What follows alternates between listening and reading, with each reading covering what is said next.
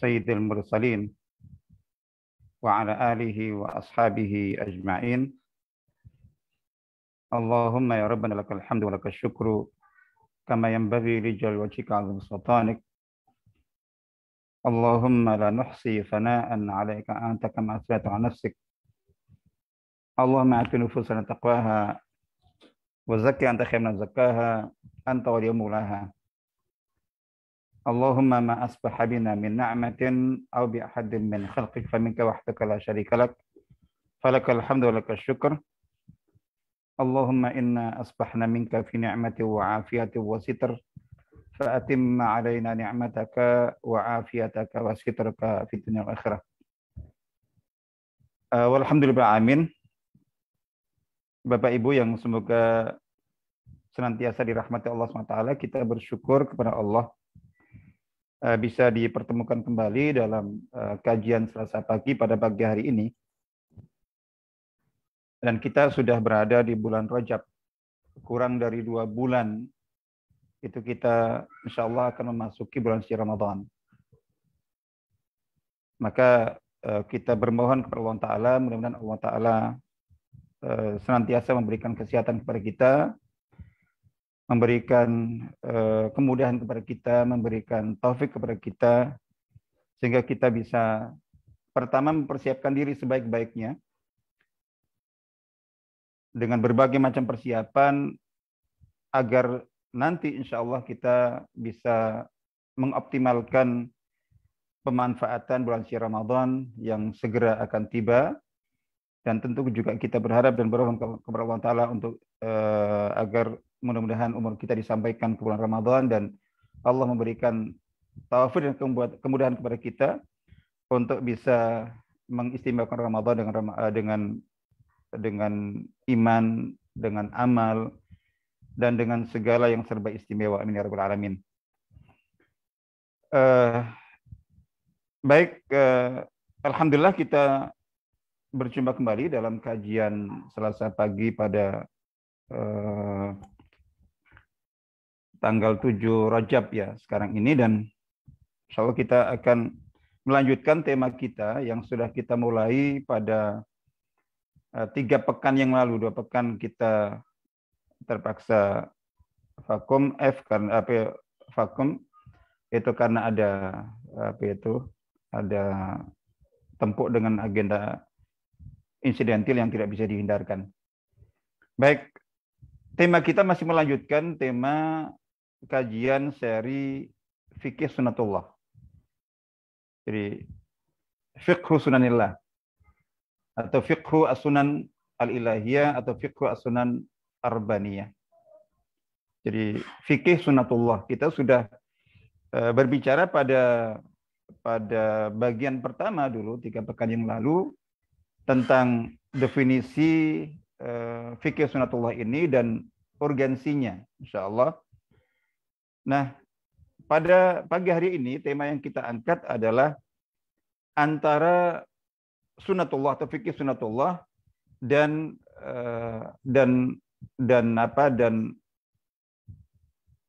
ungkapan kun fayakun atau penggalan ayat kun fayakun atau kaidah kun fayakun, antara sunatullah dan kun fayakun. Jadi ini nanti insya Allah sebelum mengapa saya angkat subtema ini, sebelum kita nanti melanjutkan pembahasan tentang beberapa subtema tentang fikih sunatullah ini, dalam seri kajian fikih sunatullah ini, insya Allah kita akan membahas tentang beberapa contoh. Tidak sampai semuanya, tapi cukup menjadi, atau kita ambil beberapa contoh, misalnya tentang fikih sunatullah ini. Pertama, tentang adanya sunatullah dalam kehidupan ini. Jadi hukum baku yang Allah telah tetapkan, yang Allah telah gariskan, yang Allah berlakukan dalam kehidupan ini. Dan atas dasar hukum-hukum itu, atas dasar undang-undang itu, atas dasar hukum-hukum alam dan hukum-hukum sosial dari Allah Ta'ala itu Allah membangun alam kehidupan ini. Jadi baik alam manusia juga atau alam dunia ini selain manusia. Dan dikatakan dalam beberapa ayat yang sudah kita sitir, itu tidak akan pernah berubah, tidak akan pernah berganti. Akan tetap berlaku seperti itu dan berlaku umum. Tidak mengecualikan siapapun secara kaidah. Nah, itu sudah kita bahas tentang itu dan urgensinya mengapa kita butuh memahami atau memiliki fikih sunatullah ini. Jadi apa urgensinya, apa pentingnya, apa perlunya, dan apa bahayanya ketika kita tidak memahami dan tidak berusaha untuk berkomitmen dengan kaidah fikih sunatullah atau hukum-hukum fikih sunatullah ini. Kita sudah bahas tentang itu insya Allah dan nanti akan kita lanjutkan dengan contoh-contoh. Jadi contoh-contoh tentang sunatullah dalam hal ini itu bagaimana sih? Dan bagaimana seharusnya kita bersikap. Jadi misalnya sunatullah seperti yang disebut oleh Dr. Yusuf Qaradawi, sunatullah fit taghyir. Jadi sunnah perubahan, sunnatut taghyir. Hukum perubahan. Jadi manusia berubah, masyarakat berubah, bangsa berubah, itu bagaimana? Itu ada hukumnya, ada undang-undangnya. Jadi gitu. Ada syarat-syaratnya. Ada sunnatu an-nasr. Ada hukum kemenangan dan kekalahan. Jadi ada sunnatullah itu fin najahi wal falahi wal fashal. Jadi hukum Allah yang pasti berlaku itu tentang kesuksesan, keberhasilan, jadi gitu, kejayaan dan juga kekalahan serta kegagalan. Itu ada. Hukum kekuatan dan kelemahan. Ada sunnatullah fit tadarruj. Jadi hukum pentahapan. Bahwa segala sesuatu dalam hidup ini itu baku dari Allah Ta'ala. Allah menetapkan segala sesuatu itu bertahap. Jadi ada tangga-tangga yang harus ditapaki dan seterusnya. Dan begitu seterusnya. Jadi tentang nanti insya Allah akan kita contohkan. Nah, sebelum kita nanti masuk ke sana, kita coba bahas dulu tentang ini. Jadi tentang masalah antara fikih sunatullah ini dan kun fayakun. Ini dalam rangka untuk menghilangkan keraguan dan juga menepis kerancuan yang mungkin muncul dari sebagian kalangan kaum muslimin. Jadi sehingga kemudian di mana persepsi atau kesalahpahaman atau kerancuan itu muncul dari kesalahpahaman atau pemahaman yang salah terhadap kun fayakun, ungkapan kun fayakun. Jadi yang ini merupakan bagian dari firman Allah Ta'ala. Jadi di mana ada sebagian kalangan jadi yang mungkin memahami salah. Jadi ketika dia berusaha untuk menanamkan keyakinan dalam dirinya kepada Allah, menguatkan imannya kepada Allah, dan juga mengukuhkan roja dan optimismenya kepada Allah, bahwa Allah itu maha segala-galanya, maha mampu untuk mewujudkan, memberikan, merealisir hal-hal yang di mata manusia itu mustahil. Nah, dalam rangka untuk menguatkan itu, maka kemudian tadi dihadirkanlah atau dibacakanlah ayat-ayat yang menyebutkan tentang ibarah ini, ibarah kun fayakun, yang tentu dinisbatkan kepada Allah Ta'ala. Jika Allah menghendaki sesuatu, Jika Allah sudah memutuskan sesuatu, jadi gitu. Maka dengan kun, dengan cukup Allah berfirman kun, maka kemudian semua terjadi. Itu benar. Jadi itu benar. Tapi yang kita khawatirkan, dan ini ada terjadi sebagian kesalahpahaman yang memahami bahwa prinsip kaidah firman Allah, terpenggal di firman Allah kun fayakun itu, bahwa apapun yang Allah kehendaki terjadi, maka cukup Allah berfirman kun jadilah, maka apa yang dikunkan Allah itu langsung terjadi. Nah ini yang mungkin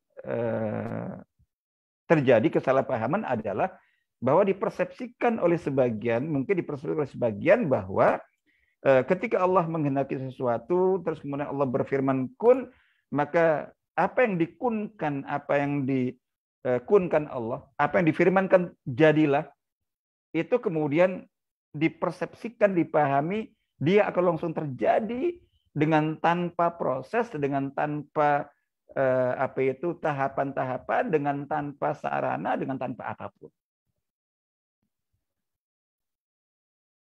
Atau misalnya ada yang memahami kun fayakun itu semakna dengan apa yang mungkin dikenal dalam dunia perdukunan atau persihiran atau persulapan dan atraksi itu, sehingga sesuatu diadakan itu di luar nalar, lalu kemudian terjadi tanpa sebab, tanpa sarana, tanpa alur, dan tanpa proses. Jadi gitu. Nah, ini yang kita khawatirkan. Karena memang Allah maha mampu. Jadi Allah maha mampu menciptakan apapun dan siapapun. Allah maha mampu mengadakan apapun dan apa saja, peristiwa apa saja. Jadi memberikan apa saja yang Allah kehendaki. Dengan kun itu kalau Allah berkehendak, itu apapun bisa terjadi, itu seketika. Jadi seperti yang tadi kita sebutkan, mungkin dengan ungkapan yang umum mungkin bim salabit. Jadi udah langsung terjadi begitu saja, tiba-tiba serta merta, tanpa proses, tanpa tahapan, tanpa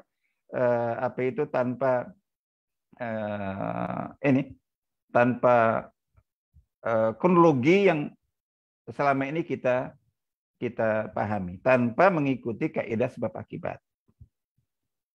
Karena dikatakan bahwa Allah maha mampu. Mengapa harus proses?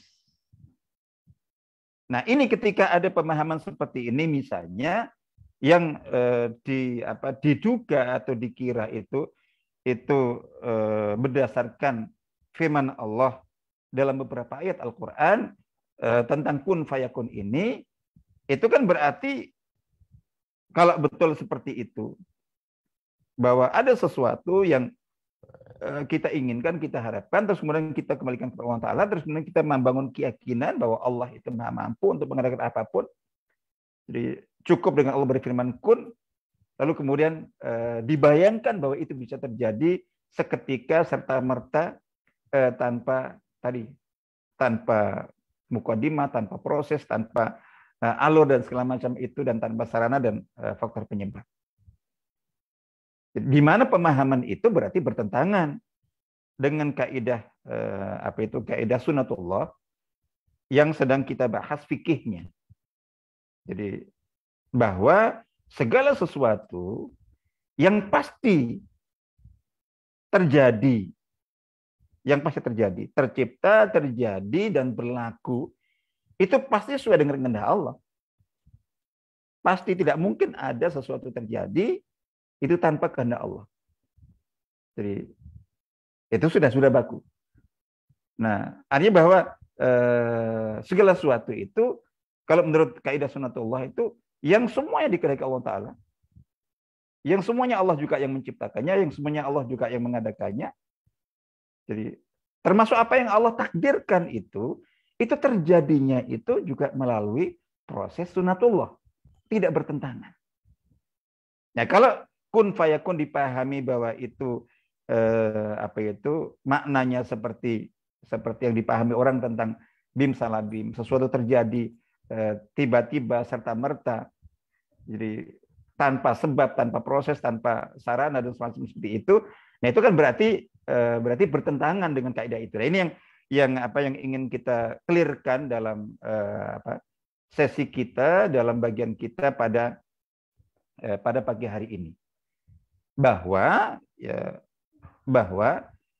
jadi kun fayakun itu hakikatnya, maknanya itu tidak bertentangan dengan kaidah-kaidah fikih sunnatullah. Jadi gitu, tidak bertentangan sama sekali.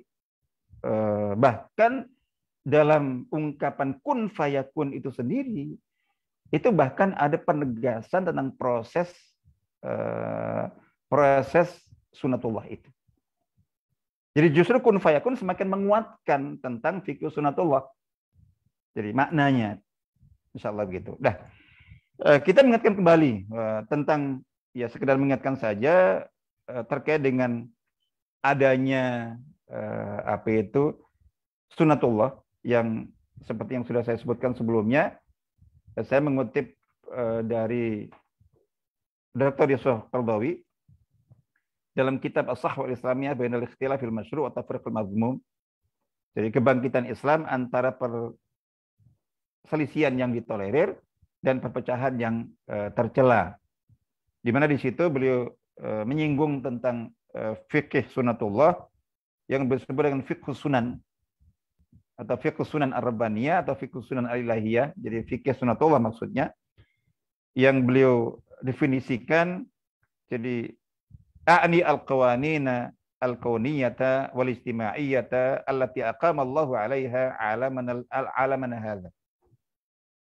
Jadi yaitu undang-undang, hukum-hukum kauni, yaitu hukum-hukum alam dan sosial, di mana Allah Ta'ala menegakkan jadi eksistensi dan perjalanan alam kita ini, ya alam dunia ini, itu atas dasar hukum dan undang-undang alam dan sosial itu. Wa qadha bi annaha la tatabaddal wa la tatahawwal, dan Allah telah menetapkan bahwa undang-undang, hukum-hukum alam dan sosial itu tidak akan pernah berganti dan tidak akan pernah berubah serta bergeser. Jadi gitu. Mithla sunanin nasr at-taghyir wan nasr wat tadarruj wa ghairiha. Seperti sunnah perubahan, hukum perubahan, hukum kemenangan, hukum pentahapan, itu insyaallah nanti akan kita bahas. Nah, itu diambil di dalam beberapa ayat seperti yang Allah firmankan, misalnya bisa dilihat dalam surah Al-Imran ayat 137. Begitu juga surat Al-Imran, surat Al-Ahzab ayat 30 ayat 38. Lalu kemudian surat Al-Ahzab juga ayat 62 dan surah Fatir ayat 43. Di mana Allah menegaskan di situ, misalnya dalam Fatir ayat 43 ini sudah kita sebutkan, segera kita ambil contoh saja. Allah Ta'ala berfirman, a'udzu minasyaitonir rajim, "Fala tajida li sunnatillahi tabdila wa la tajida li sunnatillahi tahwila." Maka engkau tidak akan menemukan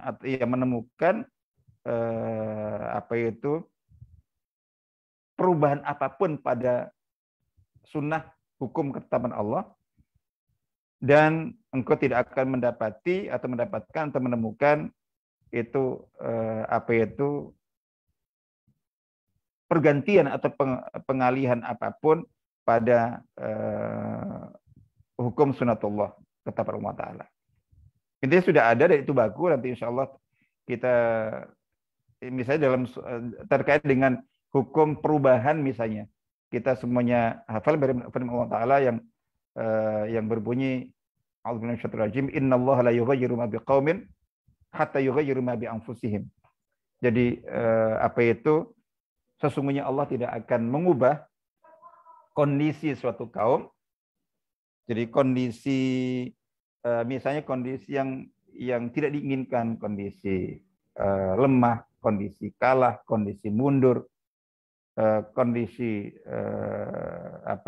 terpecah belah, kondisi miskin dan seterusnya, itu tidak akan Allah mengubah kondisi itu, kondisi yang ada pada mereka, hatta yughayyiru ma bi anfusihim, sampai mereka mengubah apa yang ada dalam diri mereka. Jadi itu semua terjadi, itu ada faktor penyebabnya, dan penyebab itu adalah penyakit dalam diri yang mengubah kondisi situasi kalah menjadi menang, mundur menjadi maju, lemah menjadi kuat, jadi gitu.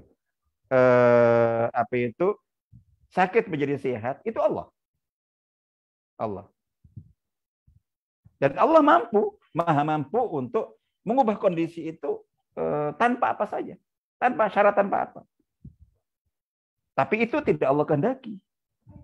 Jadi hukum baku yang telah Allah tetapkan itu, bahwa itu akan berubah, tapi ada syaratnya. Yaitu sunatullahnya. Itu ada syaratnya, ada ketentuannya. Apa itu? Hatta yughayyiru ma bi anfusihim. Mereka harus mengubah apa yang ada dalam diri mereka. Apa itu? Ya, penyakit-penyakit dan berbagai faktor yang menyebabkan mereka menjadi kalah, menjadi lemah, menjadi mundur, menjadi terbelakang, menjadi sakit itu. Itu diubah, lalu kemudian Allah mengubah kondisi itu. Itu contoh. Baik. Nah, terkait dengan yang tadi kita sebutkan, terus kaitannya dengan kun fayakun seperti yang tadi kita sebutkan. Ini tujuannya forum kita ini adalah dalam rangka untuk mengklirkan. Jadi mengklirkan persepsi pemahaman dan meluruskan persepsi pemahaman yang mungkin dimiliki secara salah oleh sebagian kaum muslimin. Jadi dalam memahami ungkapan dari firman Allah kun fayakun itu, yang tadi kita sebutkan, yang ketika itu dipahami secara salah, maka pemahaman itu tampak bertentangan dengan kaidah-kaidah sunatullah, dengan fikih hukum-hukum sunatullah. Padahal satu hal yang harus kita yakini sebagai bagian dari konsekuensi keimanan kita, bahwa tidak ada perselisihan dan tidak ada pertentangan di antara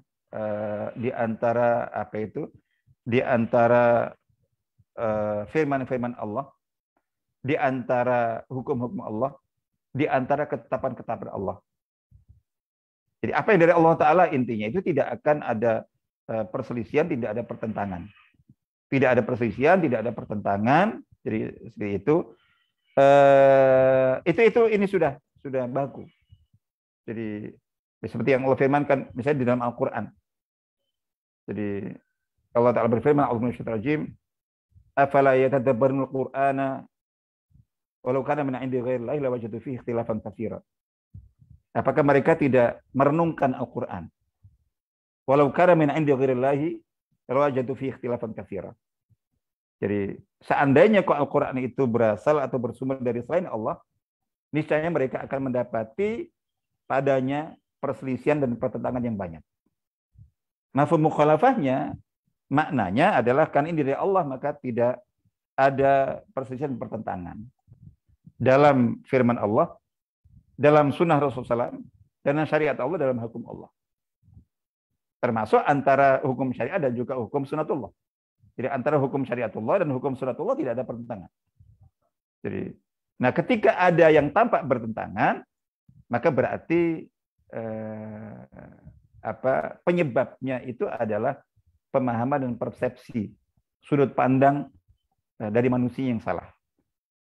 Ketika antara kaidah fikih sunatullah itu kok kemudian bertentangan itu dengan kaidah kun fayakun, padahal itu dari Allah Ta'ala. Hukum sunatullah dari firman Allah Ta'ala dalam Al-Quran, kemudian kaidah kun fayakun dari Allah Ta'ala. Loh, kok kemudian dipertentangkan, itu berarti pertentangan itu bukan dari firman Allah, tapi dari pemahaman manusia, dari pemahaman kita, dari persepsi kita, dari sudut pandang kita. Sama seperti yang mempertentangkan antara prinsip iman kepada takdir Allah Ta'ala dengan kewajiban untuk kita berikhtiar. Jadi, nah itu tentu tidak ada. Jadi tidak ada, mungkin ada pertentangan. Karena apa? Yang mewajibkan kita atau yang menegaskan, yang mengatakan bahwa ada yang namanya takdir, dan yang mewajibkan kita beriman kepada takdir Allah Ta'ala, itu Allah. Dan yang mewajibkan kita untuk berikhtiar, dan mengatakan ikhtiar itu, usaha itu, mujahadah itu bermanfaat. Siapa yang usaha akan begini, siapa yang berikhtiar akan begini. Siapa yang ini berusaha keras akan dapat hasil. Itu Allah juga yang mengatakan itu. Dan Allah akan membantu orang yang berusaha. Insya Allah begitu. Itu Allah yang mewajibkan kita beriman kepada takdir Allah. Yang mewajibkan kita berikhtiar, berusaha seoptimal dan semaksimal mungkin, Allah juga. Jadi gitu. Nah, itu tidak mungkin bertentangan. Pasti saling mendukung. Ketika ada yang mempertentangkan, jadi gegara pertentangan itu ini pertentangan dalam persepsinya, dalam pemahamannya, sehingga ada kalangan, kita kenal semuanya sepanjang sejarah, ada sebagian kalangan kaum muslimin yang sampai kemudian terjatuh dalam kesesatan yang sangat jauh, yaitu mempertentangkan antara prinsip iman kepada takdir dan prinsip ikhtiar. Lalu kemudian memenangkan prinsip ikhtiar dan menafikan serta mengingkari takdir. Ada yang sebaliknya. Jadi mempertentangkan antara ini kata tadi itu kaum Qadariyah, Mu'tazilah. Jadi gitu. Ada yang sebaliknya, kaum Jabriyah, yang mempertentangkan antara takdir dan ikhtiar dan usaha. Jadi menafikan ikhtiar dan usaha, dan mereka mengaku beriman kepada takdir tapi menafikan ikhtiar. Mengapa saya katakan mengaku? Itu karena kalau seseorang beriman betul-betul dengan takdir, itu tidak mungkin menafikan ikhtiar. Jadi semakin kuat seorang mukmin beriman kepada takdir, semakin kuat itu pula usaha dan ikhtiarnya, upayanya, dan yakin bahwa upayanya itu bermanfaat. Insya Allah gitu. Jadi tidak bertentangan. Itu untuk semua. Jadi semua asumsi perselisihan, pertentangan ya, antara firman Allah, antara syariat Allah, antara hukum Allah, termasuk antara hukum syariat Allah dan hukum sunatullah itu. Ketika ada yang tampak pertentangan, maka berarti ada yang perlu diluruskan, atau ada yang harus diluruskan dan ditata dari persepsi dan sudut pandang serta pemahaman kita. Nah, di antaranya di sini. Artinya ketika ada yang membawakan kaidah kun fayakun, ungkapan kun fayakun diambil dari beberapa ayat Al-Qur'an, lalu kemudian dipahami dengan pemahaman yang seolah atau bahkan yang mempertentangkan, seolah bertentangan dengan prinsip sunatullah.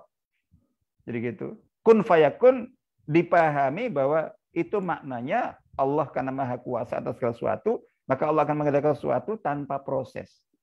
Bim salah bim, seketika, tanpa ini itu. Itu berarti ada yang salah di sana. Baik, itu yang ingin kita tegaskan di sini. Bahwa justru kaidah kun fayakun itu, pertama kaidah kun fayakun tidak bertentangan dengan prinsip hukum sunatullah. Tidak bertentangan dengan kaidah-kaidah fikih sunatullah. Yang kedua, bahkan dalam ungkapan ibarah kun fayakun itu sendiri, itu di situ ada makna penegasan atau penegasan makna sunatullah. Bahwa segala sesuatu itu yang dikunkan Allah Ta'ala itu terjadi sesuai dengan kaidah sunatullah. Sesuai dengan prinsip sunatullah dan proses sunatullah. Baik. Ungkapan kun fayakun ini itu disebutkan Allah Ta'ala dalam Al-Quran di 8 tempat. Di 8 tempat. Jadi di 8 tempat di 7 surat. Jadi dua tempat di satu surat. Jadi surah Al-Baqarah ayat 117. Nah, surah Al-Imran ini dua tempat. Ayat 47 dan ayat 59. Lalu kemudian juga di dalam surat Al-An'am yang keempat, itu ayat 73. Surah An-Nahl ayat 40, ayat 40. Kemudian yang keenam surah Maryam ayat 35. Lalu surah Yasin ayat 82. Lalu kemudian surah Ghafir. Jadi surah Ghafir ayat 68. Jadi Ghafir ayat 60 68. Itu 8 tempat, 8 ayat dalam 7 surat di mana Allah Ta'ala menyebutkan tentang firman kun fayakun. Kita sebutkan di sini bahwa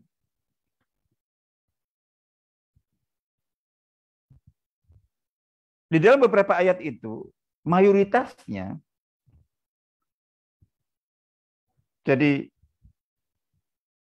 ungkapan kun fayakun itu diawali dengan dengan firman Allah Ta'ala yang berbunyi idza arada syai'an. Jadi atau li syai'in idza aradnahu. Jadi ada idza arada syai'an itu seperti yang kita baca dalam surah surah Yasin misalnya. Itu ayat 82 itu Allah Ta'ala berfirman, A'udzu billahi minasyaitonir rajim, innama amruhu idza arada syai'an ay yaqula lahu kun fayakun. Sesungguhnya jadi perkara Allah, sesungguhnya urusan Allah, jika atau bila dia arada syai'an, menghendaki sesuatu. Apa itu? Apapun. Karena menghendaki sesuatu untuk terjadi. Menghendaki sesuatu untuk berlaku. Menghendaki sesuatu untuk didapatkan. Atau menghendaki sesuatu untuk hilang. Jadi gitu. Syai'an. Apapun yang Allah kehendaki, jika Allah menghendaki atau berkehendak sesuatu, maka Allah itu cukup berkata ayyaqula lahu. Allah cukup berfirman ditujukan kepada sesuatu itu kun. Jadi kun jadilah. Berlakulah. Jadi kun jadilah. Allah berfirman kun. Jadi sesuatu itu, maka sesuatu itu pun lalu terjadi. Fayakun itu jawabannya. Perhatikan, jadi di sini Allah bukan firman Allah itu Allah berfirman kun fayakun. Allah cukup berfirman kun. Sesuatu misalnya. Itu Allah kehendaki. Sesuatu itu apa? Apapun. Jadi apapun, apakah penciptaan langit. Ini sebelum Allah ciptakan dulu. Itu Allah berfirman kun. Jadilah langit. Dengan segala isinya. Jadilah bintang, jadilah matahari, jadilah bulan, jadilah bumi. Jadilah laut, jadilah kun. Semua sesuatu apapun itu. Jadi ini penciptaan. Jadi termasuk jadilah manusia. Manusia siapapun yang Allah kehendaki terjadi, itu Allah ciptakan dengan kun. Semua itu dengan kunnya Allah. Apapun yang Allah kehendaki terjadi, berlaku, Allah kehendaki ada, termasuk kun itu misalnya kok jadilah si fulan itu kaya.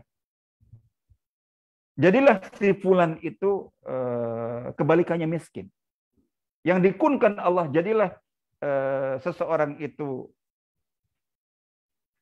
menang. Jadilah si yang lainnya kalah. Jadilah ini sukses. Jadilah itu gagal. Jadilah ini sehat. Jadilah ini kuat. Jadilah ini sakit. Jadilah ini lemah. Apapun. Idza arada syai'an. Jadi gitu. Pada dari Allah itu ketika menghendaki sesuatu terjadi, sesuatu berlaku, sesuatu ada, apapun itu yang positif atau negatif, yang baik atau buruk di mata kita, maka Allah cukup berfirman kun. Bukan berfirman kun fayakun ya. Allah berfirman kun, jadilah, adalah, terjadilah. Fayakun itu jawabannya.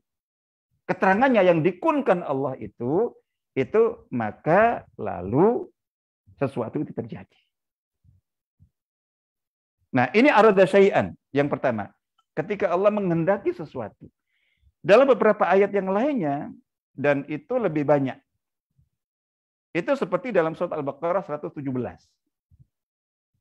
Kalau tadi idza arada syai'an.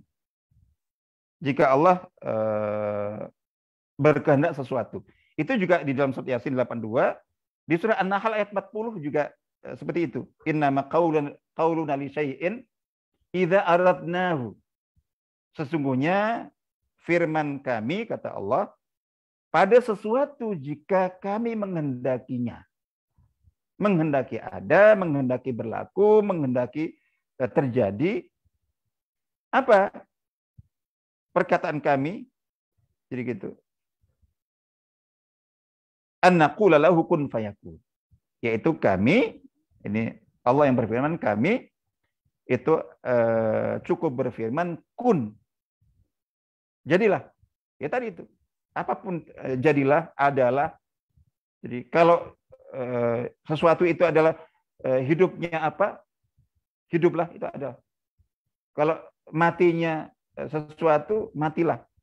Jadi apapun yang Allah kehendaki, sesuatu yang itu terjadi, ada dan berlaku, maka Allah cukup berfirman kun, maka itu penjelasan setelah itu fayakun. Lalu apa yang dikunkan Allah, sesuatu itu pun terjadi, sesuatu pun berlaku, sesuatu itu pun juga ada. Nah itu kun fayakun diawali dengan arada syai'an. Jadi syai'un aradnahu, sesuatu yang Allah kehendaki. Ada yang Allah kehendaki terjadi, yang Allah kehendaki berlaku.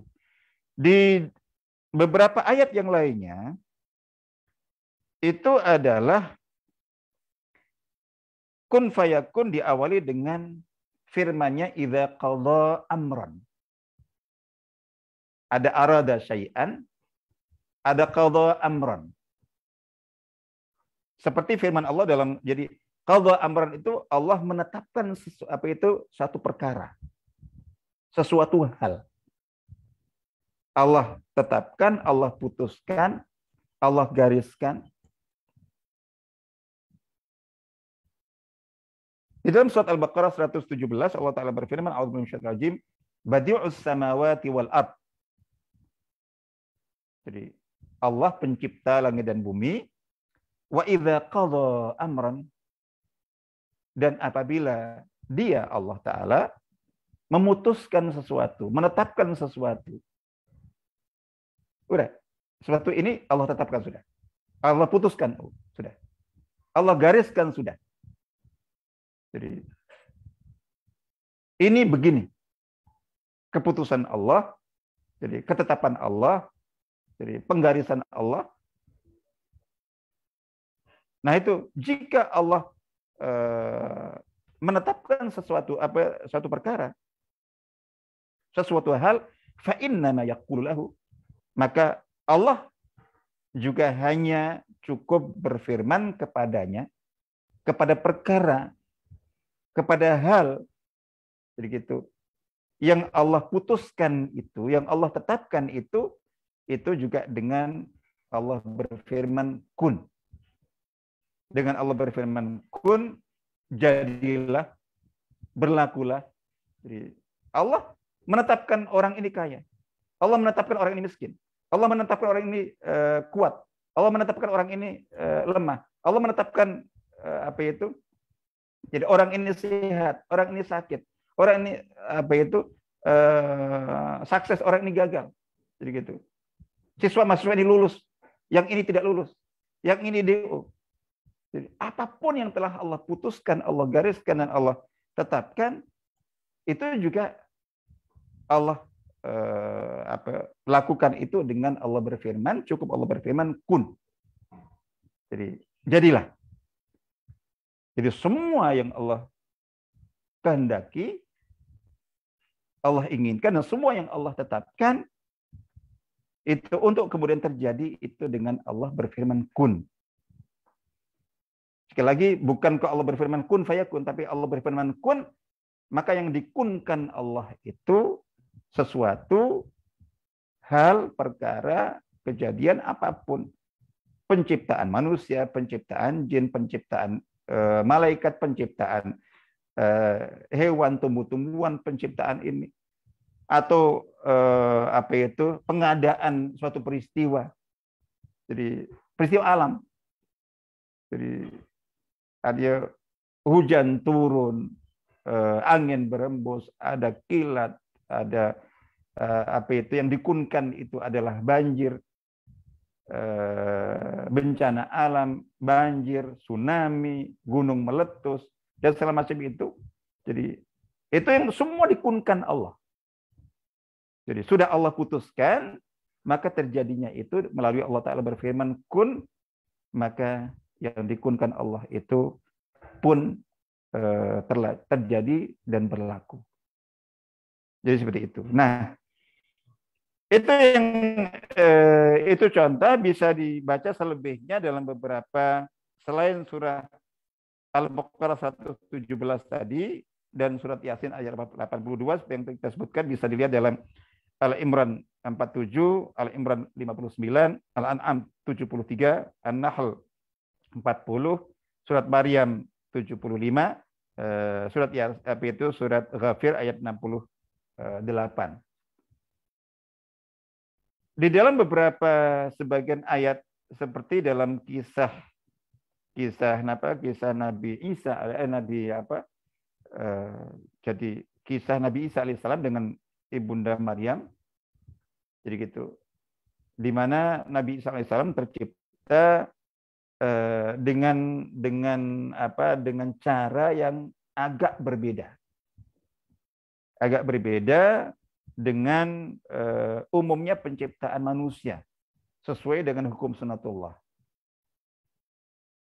yaitu bahwa tercipta hanya dari keberadaan ibu, seorang perempuan tanpa ayah atau tanpa ada unsur laki-laki. Jadi secara kaidah nggak sesuai dengan sunatullah, ini pengecualian. Nah,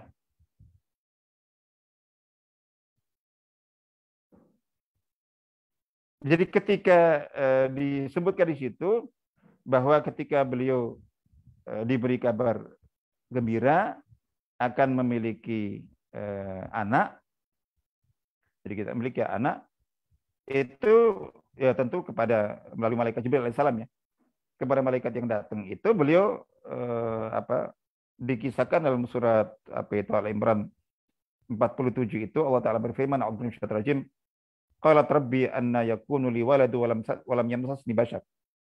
Wahai Tuhanku, itu beliau berkata, wahai Tuhanku, jadi dari mana atau bagaimana aku bisa punya anak padahal aku tidak pernah disentuh oleh manusia pun, maksudnya disentuh oleh lelaki. Jadi gitu. Qala kadzalika yakhluqu ma yasha. Jadi demikianlah Allah Ta'ala menciptakan apa yang Dia kehendaki. Nah, di sini konteksnya idza qadha amran fa inna ma yaqul lahu kun fayakun. Jadi di mana Allah, jika Allah telah memutuskan sesuatu, menetapkan sesuatu, memutuskan, Allah sudah membuat ketetapan, Allah sudah membuat keputusan. Jadi dan Allah sudah menggariskan takdirnya untuk Ibunda Maryam bahwa beliau akan melahirkan seorang bayi, seorang anak laki-laki yang kemudian nanti akan menjadi nabi. Jadi gitu. Ketika beliau tanya bagaimana bisa saya punya melahirkan anak sementara saya tidak pernah menikah, tidak pernah disentuh oleh laki-laki. Secara apa? Secara akal, logika dan kaidah normal yang berlaku sunatullah itu nggak mungkin terjadi. Nah, di sini kemudian disampaikan bahwa Allah sudah menetapkan itu. Dan jika Allah telah memutuskan sesuatu, menetapkan sesuatu perkara, idza qada amran fa inna ma yaqulu hukum fayakun. Maka Allah cukup berfirman kepada perkara itu, hal itu ya. Amran di sini apa? Yaitu khalqa Isa.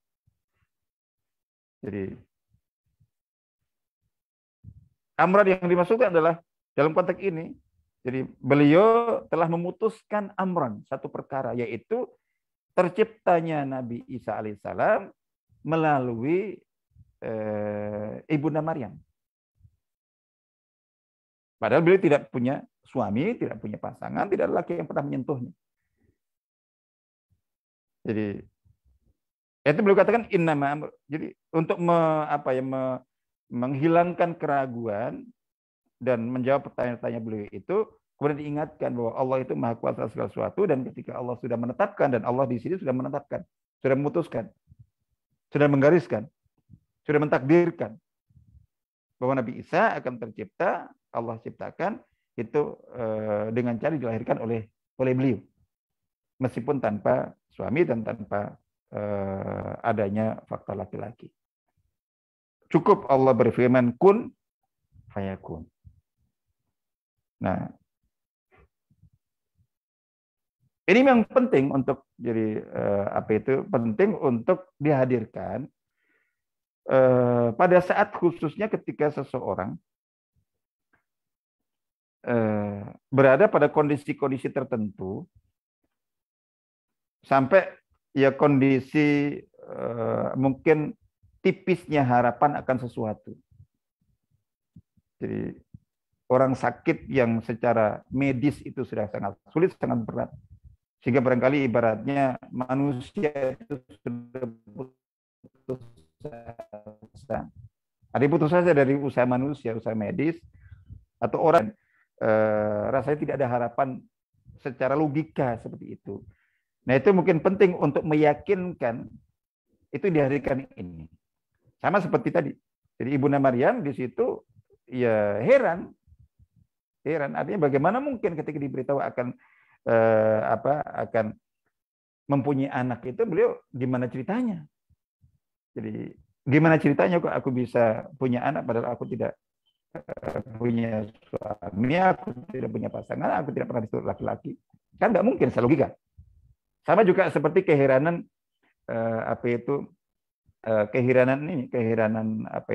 Nabi Ibrahim dan juga istrinya. Jadi ketika Allah Ta'ala melalui malaikat yang datang kepada Nabi Ibrahim dan memberi kabar gembira untuk memberikan karunia anak. Itu kan secara logika rasanya ibaratnya mustahil. Nabi Ibrahim sudah tua, jadi gitu. Beliau juga sudah sama-sama tua, dan bahkan mungkin selama ini juga bahwa atau sebelum waktu itu mandul atau seperti apa. Bagaimana mungkin? Nah, itu juga seperti itu. Intinya dalam kondisi-kondisi di mana seseorang berada pada kondisi yang mungkin hampir kehilangan harapan, hampir putus asa. Nah, itu untuk menguatkan harapan itu maka disampaikan seperti ini. Bahwa kita harus berharap memiliki raja, memiliki optimisme yang kuat kepada Allah Ta'ala. Jadi gitu. Apa yang mungkin bagi yang manusia mustahil, maka bagi Allah tidak mustahil. Itu penting untuk meyakinkan itu, untuk meneguhkan keyakinan dan menghilangkan keraguan. Dan juga menghalau keputusasaan. Jadi menghilangkan keputusasaan, tapi seperti yang tadi kita sebutkan, jangan juga berarti lalu kemudian itu kita jadikan sebagai kaidah. Artinya bahwa terus kemudian kita pahami bahwa Allah Maha mampu untuk mengadakan segala sesuatu itu tanpa alasan, tanpa proses, tanpa prosedur, tanpa kronologi, tanpa proses sunatullah seperti yang kita pahami. Itu tidak, itu hanya untuk menanamkan keyakinan. Jadi, mungkin di mata kita tidak ada kayak gimana ceritanya. Allah punya 1001 cara, sejuta satu cara, semiliar satu cara. Begitu. Itu kita perlu yakinkan. Tapi itu semuanya tidak menafikan bahwa apa yang Allah firmankan, Allah kehendaki, dan Allah kemudian firmankan kun, jadilah, adalah, berlakulah. Jadi apapun itu terus kemudian fayakun, itu kemudian terjadinya itu terus kita pahami terjadi dengan tanpa proses sunatullah. Pengecualian mungkin ada. Pengecualian mungkin ada. Selalu begitu. Tapi kita dalam hidup ini itu harus berjalan dalam kaidah. Mengikuti kaidah, tidak mengikuti pengecualian. Insyaallah gitu. Itu ada ke dalam kondisi-kondisi tertentu, kondisi darurat. Baik. Nah, yang ingin saya kemudian tegaskan itu adalah bahwa jadi dalam ungkapan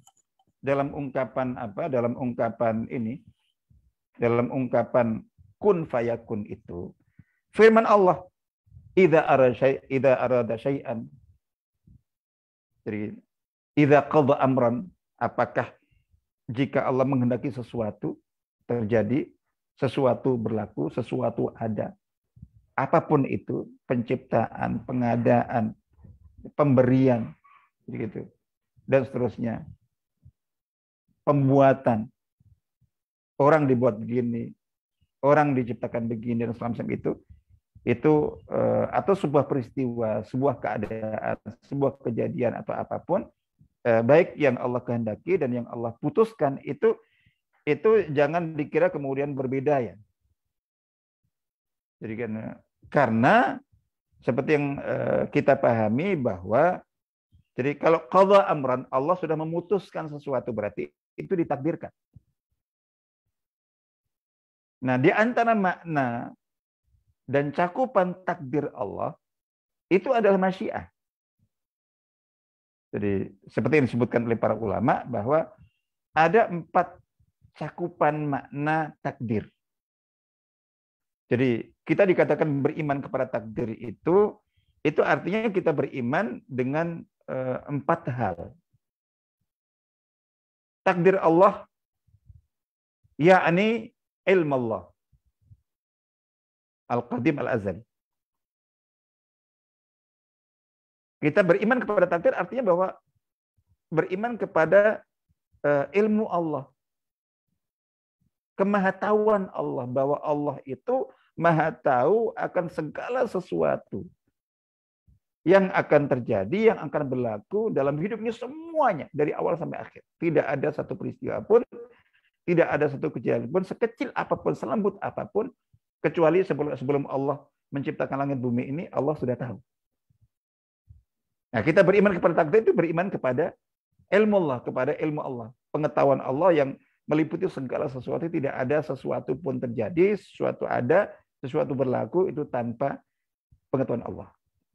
Itu yang pertama. Yang kedua, kita beriman kepada takdir. Di samping maknanya beriman kepada maha taunya Allah akan segala sesuatu. Itu berarti kita beriman kepada itu masyiatullah. Jadi Allah, apa yang sudah Allah ketahui akan terjadi, itu Allah pula yang menghendaki. Tidak ada sesuatu pun terjadi di luar kehendak Allah. Karena kalau ada sesuatu terjadi di luar kehendak Allah, berarti ada sesuatu, berarti Allah tidak maha berkehendak. Jadi tidak ada apapun bisa terjadi tanpa dikehendaki Allah Ta'ala. Ya. Ini masyiah kauniyah qadariyah ya. Jadi itu bukan masyiah, ada masyiah syar'iyah. Jadi kehendak dalam arti takdir atau kehendak berdasarkan sifat maha hikmahnya Allah. Bukan berarti segala sesuatu apa yang Allah kehendaki itu Allah cintai dan ridhoi. Tidak. Jadi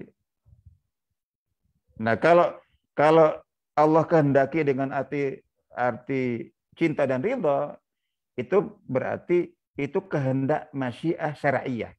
Masyiah diniyah, kehendak agama. Kehendak sesuai dengan hukum syariat. Jadi gitu. Tapi kalau kehendak dalam arti peristiwa di alam kehidupan ini, itu termasuk bahwa berbagai keburukan, kejahatan terjadi itu pada Allah juga. Jadi gitu. Berdasarkan sifat maha hikmahnya Allah, maha bijaknya Allah Ta'ala, tapi Allah tidak tidak mencintainya, tidak meridainya. Jadi menggerakkan sesuatu, tapi Allah sendiri murka kepadanya. So, itu intinya bahwa apapun yang terjadi itu di bawah kehendak Allah. Itu masyiah, itu takdir. Nah tadi arada syai'an. Allah menghendaki sesuatu, menginginkan sesuatu. Itu qadha amran, memutuskan sesuatu, menetapkan sesuatu. Itu satu paket. Nah, makna cakupan makna iman kepada takdir yang ketiga adalah beriman kepada kitabatullah. Jadi lil maqadir. Bahwa peristiwa apapun, kejadian apapun, atau apapun yang berlaku di dalam kehidupan ini, yang sudah Allah ketahui sejak sebelum Allah menciptakan langit bumi, dan sudah Allah kehendaki, itu Allah catat. Nah, ini pencatatan takdir ini, ya urutannya bisa disebutkan di nomor 2 atau nomor 3. Jadi tidak ada peristiwa pun terjadi kecuali ada di dalam catatan takdir yang kita kenal di Lauh Mahfuz itu. Lalu kemudian yang keempat adalah khalqullah. Jadi penciptaan Allah. Artinya apa yang sudah jadi misalnya peristiwa itu terjadi hari ini. Apa itu? Sekecil apapun peristiwa itu, kecil, sedang, besar, apapun terjadi itu. Itu sudah Allah ketahui sebelum Allah menciptakan langit bumi. Dan sudah Allah kehendaki pada saat itu juga. Dan sudah Allah catat. Terus kemudian eksekusinya sampai sesuatu yang sudah Allah ketahui, Allah kehendaki dan Allah catat itu, kemudian betul-betul real terjadi, itu yang mengadakannya juga Allah. Kalau bukan Allah yang mengadakannya, tidak akan terjadi.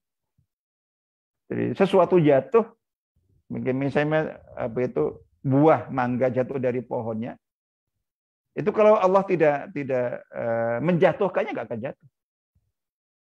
Jadi air jatuh dari langit, kalau tidak Allah yang menjatuhkannya, tidak akan jatuh. Jadi tumbuh-tumbuhan tumbuh, kalau bukan Allah yang menumbuhkannya, nggak akan tumbuh.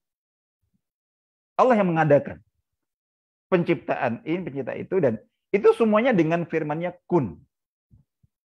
Tumbuh-tumbuhan kun, tumbuhlah, maka tumbuh. Jadi manusia kun, adalah, terciptalah. Itu. Yang mau tercipta ini kun, jadilah laki-laki, maka tercipta laki-laki. Yang dikehendaki perempuan, kun, perempuan jadi perempuan. Jadi gitu. Semuanya. Sampai termasuk tadi dalam ini manusia. Jadi itu. Nah, sehingga di sini antara qadha amran dengan arada syai'an itu sebetulnya satu paket. Semuanya satu cakupan dari ketetapan Allah dan juga kehendak Allah Ta'ala.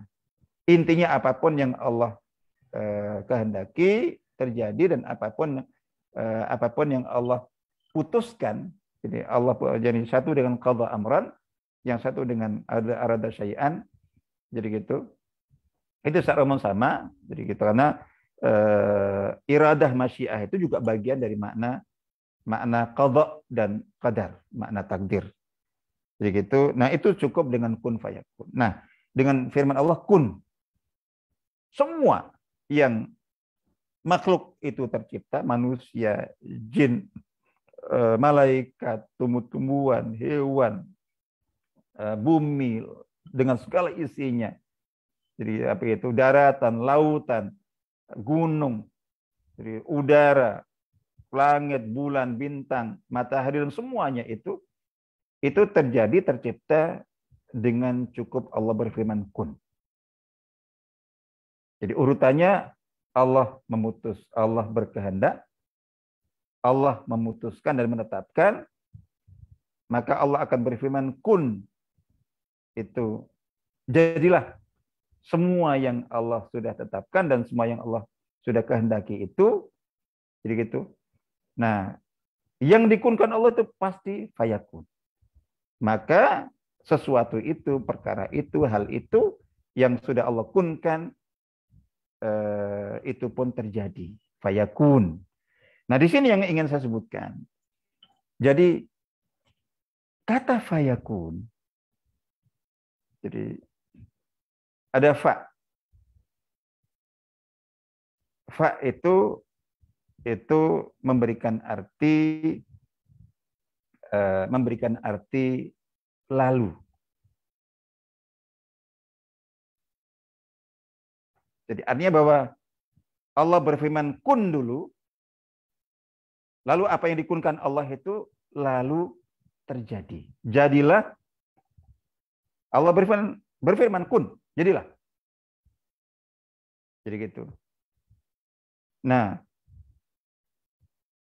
maka yang Allah kunkan itu, apapun itu, jadi maka itu pun pasti terjadi.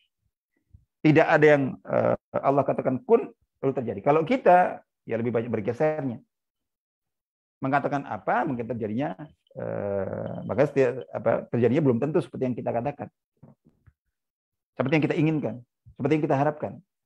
Tapi Allah tidak.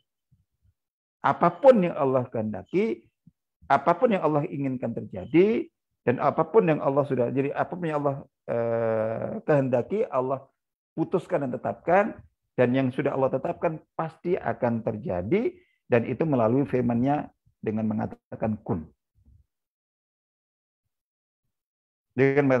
Tapi apa yang sudah Allah takdirkan, dan itu pasti terjadi, dan kemudian Allah berfirman kun, itu pasti terjadi, pasti, tidak mungkin tidak.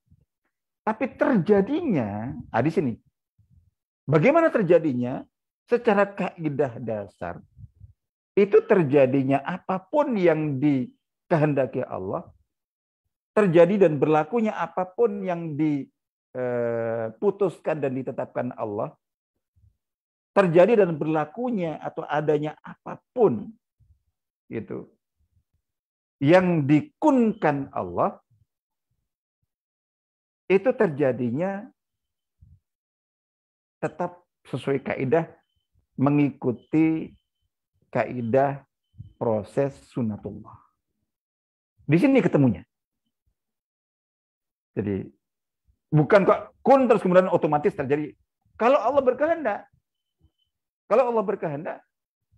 apapun itu dikunkan Allah seketika, kurang dari 1 detik, itu terjadi. Tapi Allah tidak menghendaki itu. Jadi tentu untuk hikmah. Tapi Allah memberlakukan hukum, undang-undang. Tentang apapun yang berlaku dalam kehidupan ini, apapun yang terjadi dalam kehidupan ini itu mengikuti dan sesuai dengan proses. Misalnya di antaranya ada proses sebab akibat. Jadi ada hubungan antara kesudahan dan awalan. Jadi gitu dan seterusnya. Jadi mukadimah dan khatimah, penutup dan seterusnya itu. Jadi ada seperti itu, dan itu yang dijelaskan. Jadi itu yang dijelaskan di dalam firman Allah sebagai jawaban firman Allah kun terhadap apa yang Allah kehendaki, terhadap Allah yang apa yang Allah putuskan dan tetapkan itu jawabannya bahwa maka sesuatu itu fa yakun, maka sesuatu itu, sesuatu atau perkara yang Allah sudah putuskan itu, jadi dan apapun hal yang Allah kehendaki terjadi itu pun terjadi. Tapi tadi kita sebutkan bahwa segala sesuatu itu tidak mungkin terjadi kecuali dengan ketetapan Allah, dengan kehendak Allah, dengan takdir Allah Ta'ala. Semuanya apapun itu. Tapi apa yang Allah sudah tetapkan dan Allah gariskan dalam takdirnya, dan apa yang Allah kehendaki terjadi, maka secara kaidah terjadinya itu tetap tunduk mengikuti hukum proses sunatullah. Hukum proses sunatullah. Jadi gitu. Manusia, sejak Nabi Adam alaihissalam sampai nanti manusia terakhir. Atau sampai hari ini. Sampai hari ini. Itu berapa miliar, nggak tahu berapa jumlahnya. Itu semuanya tercipta dan ada. Jadi ini dengan menjadi laki-laki, ini menjadi perempuan, ini menjadi terus sampai itu semuanya itu terjadi dan tercipta dengan kunnya Allah. Dengan Allah berfirman kun. Yang seandainya Allah berkehendak, misalnya sebagai contoh, Allah alam, misalnya kok apa itu berapa? Ambil manusia 1000 miliar. Jadi 1 triliun. Misalnya manusia. Itu Allah kehendaki tercipta dengan kun semuanya dan Allah berkehendak. Itu terjadi seketika semuanya 1 triliun itu Allah mampu. Allah mampu. Tapi masalahnya Allah tidak berkehendak begitu. Allah tidak memutuskan begitu. Allah tidak berkehendak seperti itu, Allah memutuskan seperti itu. Nah, ini yang perlu kita pahami bahwa kehendak Allah itu meliputi adanya sesuatu dan juga prosesnya. Karena apa? Ya karena hukum sunatullah itu bagian dari kehendak Allah. Hukum sunatullah ini bahwa segala sesuatu melalui proses itu bagian dari ketetapan Allah sendiri. Jadi antara Allah menghendaki sesuatu terjadi, sesuatu ada, itu harus kita pahami bahwa di antara kehendak Allah bahwa adanya sesuatu itu melalui proses. Sunatullah. Pahami itu. Sehingga jangan dipisahkan. Jangan dipisahkan. Terus membayangkan bahwa suatu terjadi, seseorang berhasil, seseorang sukses, terus tanpa melalui proses, tanpa melalui tahapan, tanpa melalui kaidah sunatullah. Itu salah berpikir. Bukan kita mengatakan bahwa itu nggak mungkin terjadi. Tapi kita harus memahami bahwa Allah ketika ada syai'an itu, syai'an yang dimaksud itu sesuatu, misalnya manusia tercipta. Itu bukan berarti kemudian Allah hanya menghendaki manusia ini ada. Tapi termasuk yang Allah kehendaki itu juga prosesnya. Manusia ini tercipta dari ibu bapak siapa? Terus ibu bapaknya itu mohon maaf. Ini ibu bapak yang syar'i, yang terikat dengan ikatan pernikahan yang sah atau tidak. Terus kemudian nanti itu misalnya calon manusia ini seperti apa? Dikandung oleh ibunya, berapa lama, kapan lahirnya, terus kemudian apakah dia sampai tua? Sampai dewasa nggak sampai tua? Atau hanya sampai remaja? Atau sampai itu semuanya. Nah, itu termasuk dalam arada syai'an itu. Jadi syai'an jangan kita pahami sesuatu itu hanya kayanya. Termasuk syai'an itu adalah yang Allah kehendaki, itu termasuk prosesnya.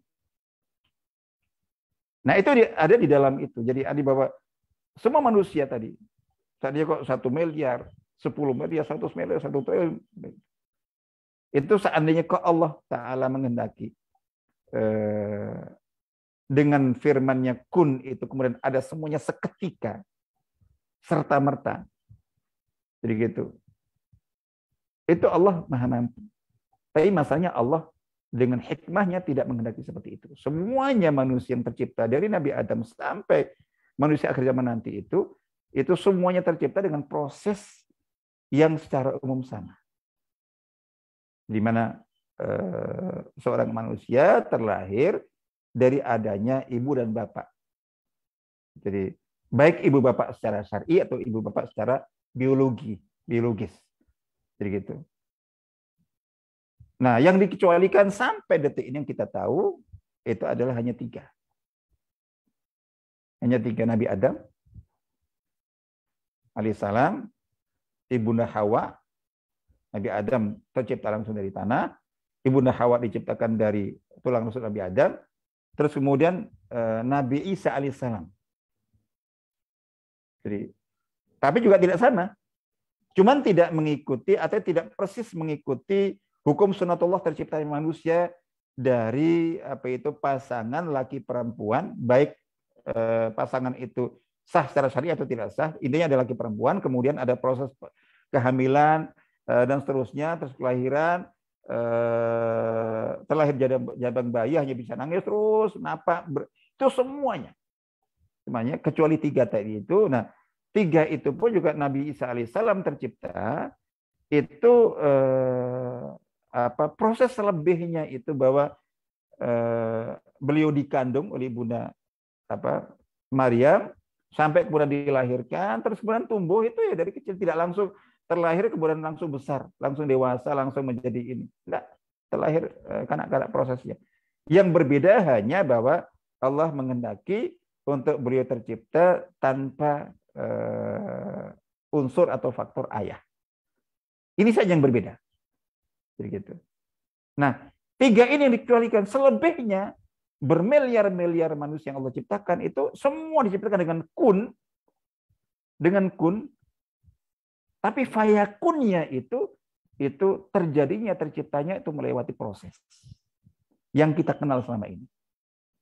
Dan begitu juga semua hal, segala sesuatu. Jadi gitu. Jadi semua yang dikunkan Allah, dan apa yang dikunkan Allah itu dikunkan berdasarkan kehendaknya, memang Allah menghendakinya, atau berdasarkan ketetapannya, Allah sudah menetapkannya. Allah memutuskan sesuatu, berarti Allah menghendakinya, dan kemudian Allah berfirman kun, maka yang dikunkan Allah pasti terjadi. Tapi terjadinya itu melalui proses. Nah, itu yang dijelaskan dalam ungkapan fayakun. Fa itu litartib, itu memberikan makna huruf sambung untuk memberikan makna lalu. Jadi beda dengan wa, kalau wa itu dan. Jadi, wa dan. Nah, kalau fa itu harf yufidu tartib. Jadi artinya bahwa lalu.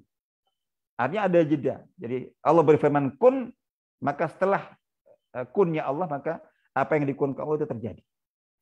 Tapi lalu. Nah, fa kemudian di sini ada fi'il mudhari' yakunu. Bagi yang belajar bahasa Arab tentu tahu bahwa fi'il mudhari' itu memberi arti sesuatu itu yakunu ada, itu memberikan arti terjadi sekarang, sedang berlangsung. Atau lil mustaqbal. Jadi ada makna hal sekarang, artinya berlangsung, atau yang akan datang. Atau yang ketiga, itu ketika sesuatu digunakan fi'il mudhari', itu memberikan arti proses. Jadi proses. Maka yakunu itu bukan jadilah otomatis terjadi. Jadi gitu. Jadilah langsung terjadi, tidak. Ini fa lalu yakunu. Yakunu, kata yakunu tadi kita sebutkan. Jadi, nah di sini konteksnya itu adalah lalu terjadi itu bisa bermakna sekarang, bisa bermakna lil mustaqbal yang akan datang. Yang ketiga memberikan makna proses. Jadi lil istimrar, sesuatu berlangsung itu. Nah, di sini artinya bahwa dari fayakun itu segala sesuatu itu terjadi sesuai dengan proses, dan prosesnya proses sunatullah. Prosesnya proses sunatullah.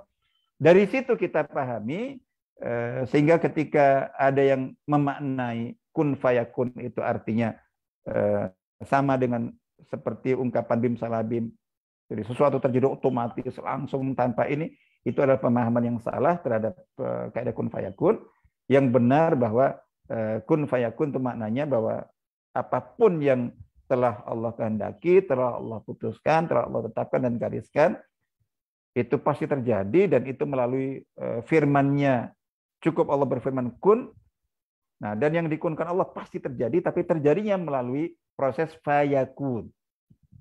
Lalu sesuatu itu, perkara itu pun terjadi, tapi terjadinya melalui proses yakunu, proses, dan prosesnya itulah yang disebut dengan sunatullah. Jadi prosesnya itu yang sesuai dengan sunatullah. Insyaallah itu. Jadi, nah ini yang mungkin pernah saya sampaikan pada 3 pekan yang lalu. Artinya bahwa dari kesimpulan dari kaidah sunatullah itu adalah bahwa Allah menghendaki sesuatu. Misalnya menghendaki untuk memberikan rahmat berupa ilmu, berupa rizki, berupa kesehatan, berupa kekuatan, berupa kesembuhan dari penyakit, berupa kesuksesan, berupa apa, ya. Jadi itu apa yang Allah kehendaki. Jadi gitu, berupa apapun, karena kalau apa yang Allah akan berikan kepada hamba-hambanya itu Allah berikan di surga di akhirat nanti, itu tidak ada hukum sunatullah di sana seperti yang Allah tetapkan di dunia. Tidak ada sebab akibat, tidak ada sarana, tidak ada jalan. Jadi gitu. Tidak ada jalan. Misalnya tadi, idza arada syai'an atau idza qada amran. Allah menghendaki sesuatu, Allah memutuskan sebuah perkara. Nah, sesuatu yang Allah kehendaki itu misalnya Allah menghendaki memberikan rezeki kepada si A. Rizkinya sekian. Allah menghendaki untuk mengabulkan doa si B. Doanya berupa ini. Idza arada syai'an berupa ini. Jadi gitu. Nah, itu kalau itu nanti Allah menghendaki untuk memberikan ini itu di surga, itu tanpa proses. Tanpa melalui proses sunatullah, tanpa sebab akibat, tanpa sarana, tanpa jalan, tanpa ini. Udah. Jadi, dikatakan cukup seseorang di antara surga, semoga kita semuanya termasuk di dalamnya, itu di sana itu ingin apapun itu cukup berkhayal. Cukup mengatakan saya ingin ini, saya punya ini, saya mau ini, itu langsung terwujud. Di surga sana tadi. Tapi di dunia ini, itu yang harus kita pahami. Jadi bahwa ibaratnya doa yang sudah terkabul itu loh. Allah memberikan pengkabulan doa. Berupa apa? Berupa rizki harta, berupa rizki anak, berupa rizki jodoh, berupa rizki kesuksesan, berupa rizki keberhasilan ini, berupa rizki kelulusan, berupa rizki diterima kerja, berupa dan segala macam itu, apapun. Berupa rizki kenaikan pangkat. Nah, itu Allah cukup berfirman kun. Jadi, jadilah dia menjadi ulama, dia menjadi pengusaha, dia menjadi konglomerat, dia menjadi pejabat, dia menjadi ini. Dia lulus ini, lulus itu, sukses ini, sukses itu, berhasil jadi ini, jadi itu. Itu Allah kun. Tapi terjadinya itu melalui proses. Ini yang kita pahami. Jadi fayakun. Nah, fayakun karena segala sesuatu yang Allah berikan, Allah tetapkan itu Itu melalui proses itu yang kemarin saya sebutkan bahwa jadi prosesnya itu sarana. Yang saya bahasakan wadah. Itu yang bagian kita. Jadi Allah memberikan rezeki. Itu kalau kita memahami fikih sunnatullah, wadah bagi rahmat rezeki yang Allah kehendaki diberikan kepada seorang itu perlu wadah kalau di dunia ini. Wadahnya berupa usaha. Apa usahanya? Ah gitu. Punya toko, punya perdagangan, punya mungkin mungkin jasa tertentu. Nah, di sini kewajiban kita berikhtiar itu adalah menyiapkan wadah-wadah. Jadi artinya bahwa wadah-wadah. Jangan kita berkhayal membayangkan kita cukup salat, zikir, doa, munajat, nangis tengah malam, istighfar, terus kemudian berharap rizki harta dari Allah Ta'ala. Jadi gitu, yang sangat dia butuhkan untuk ini, untuk itu. Terus kemudian membayangkan bahwa ketika Allah sudah mengabulkan doanya itu karena semua syarat yang dibutuhkan untuk terkabulnya doa sudah dia penuhi, itu terus kemudian Allah akan memberikannya lewat dia pagi beres-beres tempat tidur, membersihkan kasur, membersihkan spray, terus membalik bantal, terus di balik bantal itu langsung ada 1 juta, 1 gebok gitu. Itu pengkabulan doa, bukan begitu. Wadahnya bukan seperti itu di dunia ini.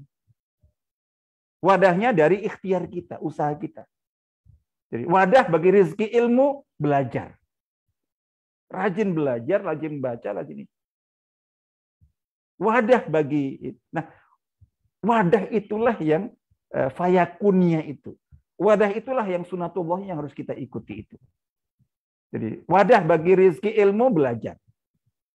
Wadah bagi rezeki harta itu berusaha, berikhtiar dengan berbagai macam jalan.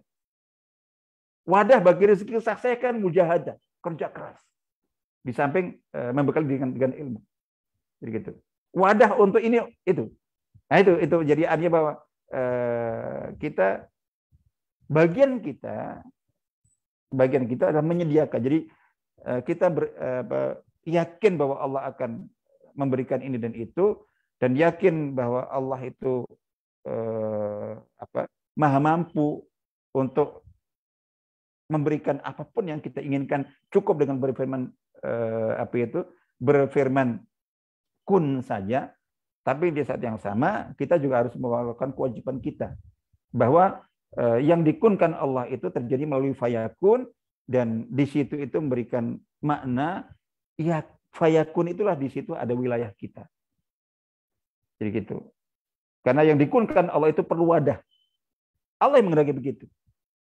Kalau Allah menghendaki tanpa wadah apapun, tanpa sana apapun, tapi Allah sudah menetapkan dan menghendaki bahwa apapun yang di dunia ini itu terjadi berlaku itu melalui proses sunatullah yang saya bahasakan wadah itu. Jadi ini bahwa wadahnya rahmat yang Allah kehendaki diberikan kepada seseorang berupa rizki ini, itu wadahnya bekerja. Wadahnya ini. Jadi kalau Allah berikan melalui toko ini. Jadi jangan sampai ketika seorang berharap sesuatu, berdoa sesuatu, memohon sesuatu, tapi tidak ada wadah yang disediakan, itu berarti dia tidak sungguh-sungguh menginginkan, mengharapkan, dan apa yang diharapkan itu. Ketika dia berdoa juga begitu. Berdoa ya Allah, ya Allah, ya Allah, tapi tidak menyiapkan wadah dengan cara berikhtiar. Jadi memohon jodoh, Allah yang berikan. Tapi perlu wadah, yaitu usaha ikhtiar. Termasuk orang memohon hidayah. Ya Allah beri aku hidayah. Itu Allah akan memberikan hidayahnya, tapi tadi perlu wadah. Wadahnya berupa usaha kita, ikhtiar kita apa. Itu insya Allah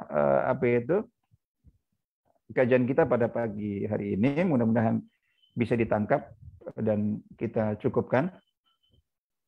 Silakan barangkali mungkin ada yang ingin ditambahkan atau disampaikan dan ditanyakan.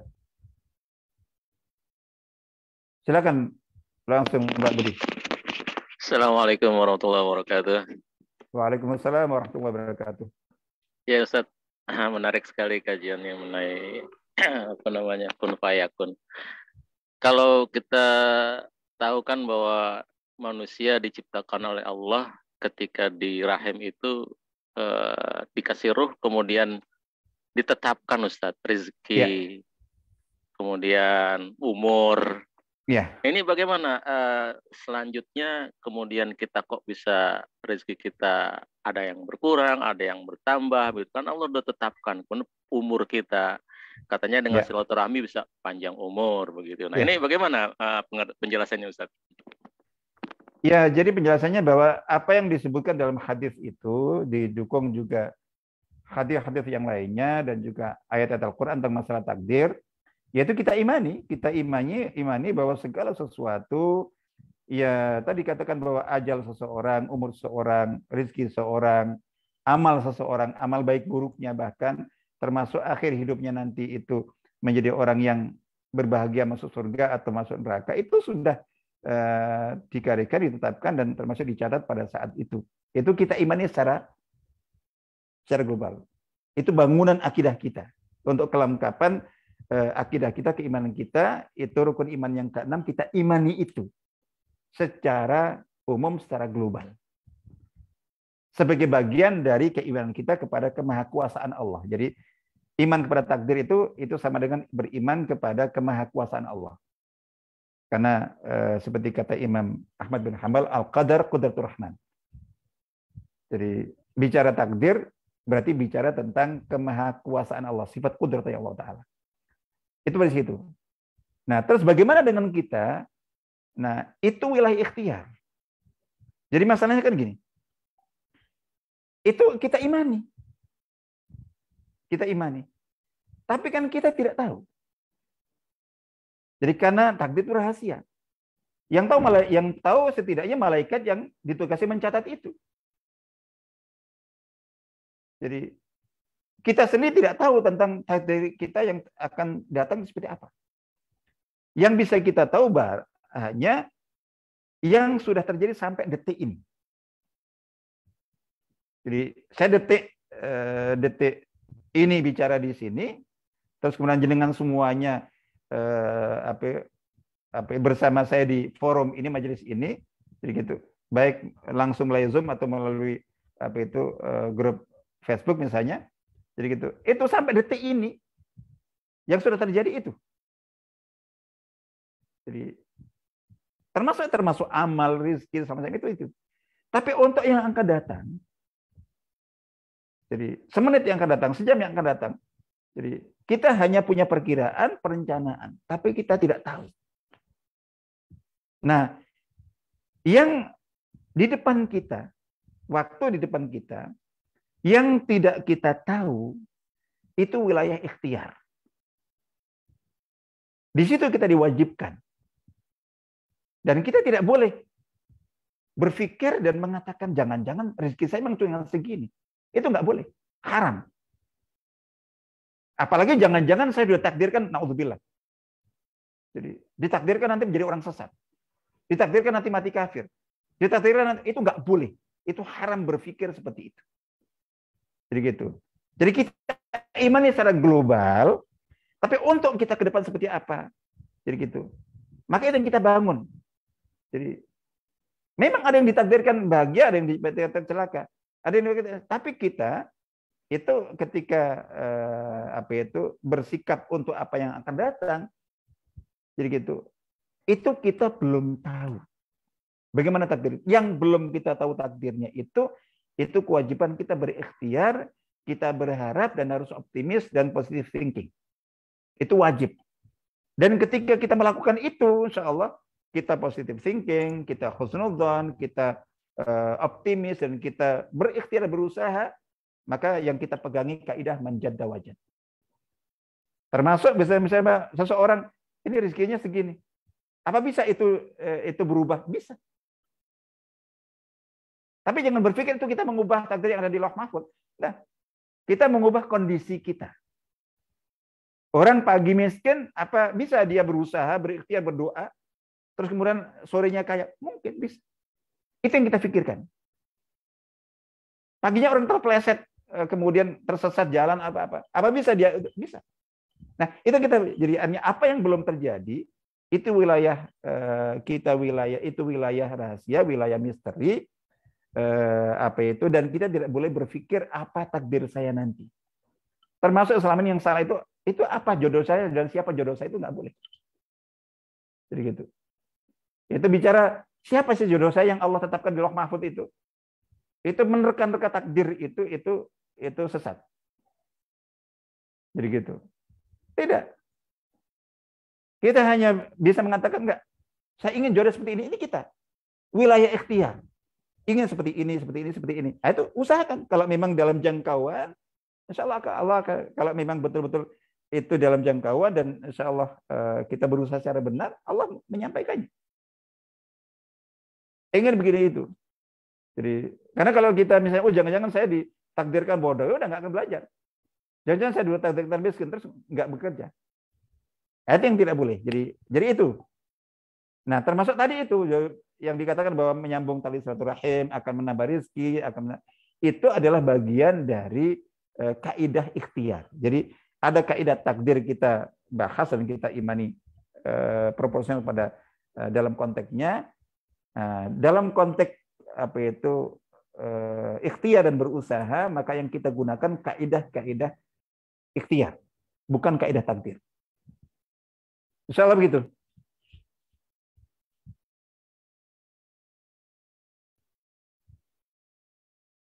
Ustaz. Cukup, Ustaz. Yeah. Terima kasih. Assalamualaikum warahmatullahi wabarakatuh. Jadi yang sering terjadi itu orang bingung mengapa dan bahkan sampai tersesat seperti Mu'tazilah, Jabriyah itu karena mempertentangkan, jadi mengadu antara prinsip takdir dengan ikhtiar. Itu tidak. Jadi kita harus proporsional dan kita masing-masing. Sering saya katakan bahwa dalam konteks kalau pembahasan tentang takdir, tentang akidah, bahas takdir itu, maka bahaslah takdir, imanilah kepada takdir seolah-olah tidak ada ruang untuk ikhtiar. Seolah-olah. Saat kita sedang fokus membahas masalah takdir. Tapi ketika kita sedang apa itu konteksnya sedang berusaha berikhtiar, maka bahaslah ikhtiar, berikhtiarlah dengan semua kaidah-kaidah ikhtiar seolah-olah tidak ada takdir. Jangan dicampur. Itu insya Allah kalau masalah itu. Silakan kalau ada yang lainnya sebelum kita cukupkan. Kalau memang ada.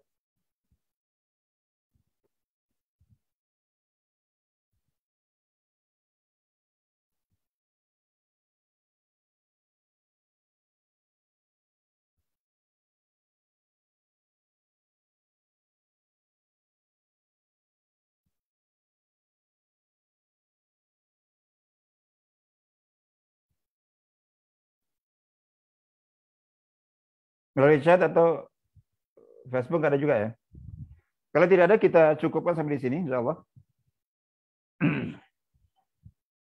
Baik, semoga bermanfaat kajian kita pada pagi hari ini. Kalau tidak ada tambahan pertanyaan, kita cukupkan dan semoga bermanfaat. Dan mohon maaf jika ada yang kurang berkenan dari yang saya sampaikan. Mudah-mudahan bisa kita lanjutkan dalam kesempatan yang akan datang, insya Allah. Dan kita pungkasi dan akhiri kajian kita pada pagi hari ini itu dengan menguatkan doa kita kepada Allah Ta'ala dan harapan serta doa serta munajat, dan kita awali doa serta munajat kita kepada Allah untuk kebaikan kita semuanya dengan membaca doa teragung dan doa yang paling mustajab dengan umul kitab bi barakatil Fatihah. A'udzubillahi minasyaitonir rajim. Bismillahirrahmanirrahim. Alhamdulillahirabbil alamin. Arrahmanir rahim. Maliki yaumiddin. Iyyaka na'budu wa iyyaka nasta'in. Ihdinas siratal mustaqim. Siratal ladzina an'amta 'alaihim ghairil maghdubi 'alaihim waladdallin. Amin.